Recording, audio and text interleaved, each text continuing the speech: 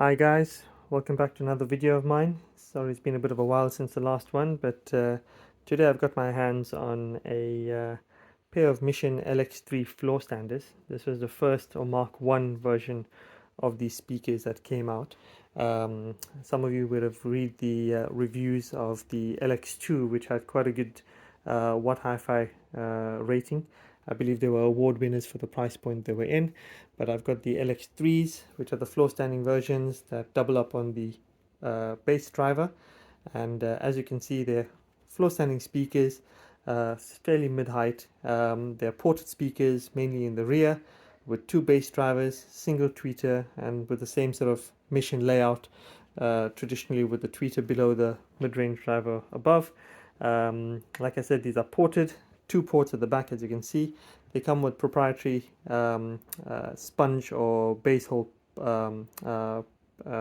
sponges that you can put inside to block the ports if you are having it up against the wall.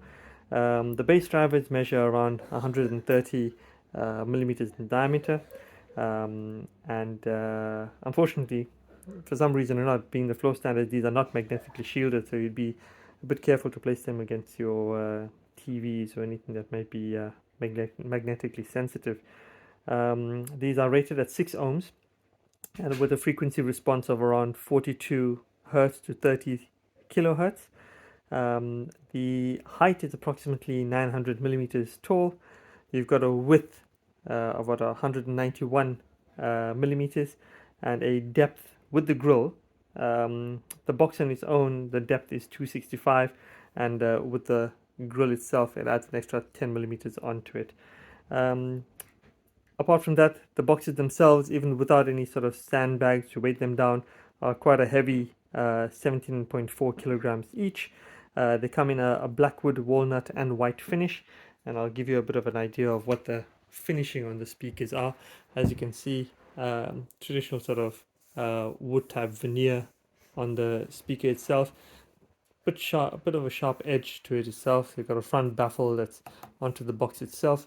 The drivers, you can see they've got a really nice finish to it with this chrome ring around the driver itself. And like I said, it's a 130mm driver. I would guess you might need to pry this rubber or plastic ring off in order to get to the screws that hold the driver in, but that'd be a pure guess. And it's got the 25mm silk tone tweeter right there with the traditional Mission emblem at the bottom. So just looking at the back of the speaker itself, you can have a look at the rating of the label right there. Pause it if you want to have a read through it later on.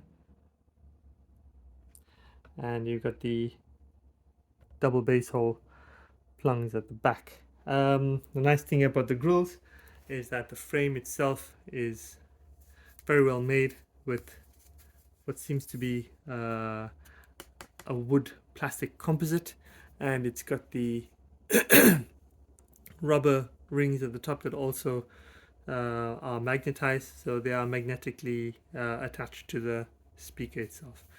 So you can see for some reason the top grill is slightly bigger than the bottom one, but that's essentially how it attaches. And nice snap-on. It actually fits in quite firmly and neatly to the positioning of the speaker itself. But anywhere short of where the magnets are, the grill does fall off. But I should also say these speakers are not bi-wireable. They've only got 2 binding posts at the bottom. But other than that, I found the speakers to be very well balanced. They've got fairly crisp highs. I don't think the staging is any worse than some of the other Mission speakers. They're fairly decent in that way. The music does come out to you. I didn't feel strained in having to listen to them. But generally, a good pair of Mission speakers. I think they're very rare to come by at the moment. The Mark IIs specifically have the ridges along the plastic surround of the speaker itself. But that's fairly the difference between the Mark IIs and the Mark Is. Thanks for watching, and feel free to give me a thumbs up and subscribe and look out for my other videos.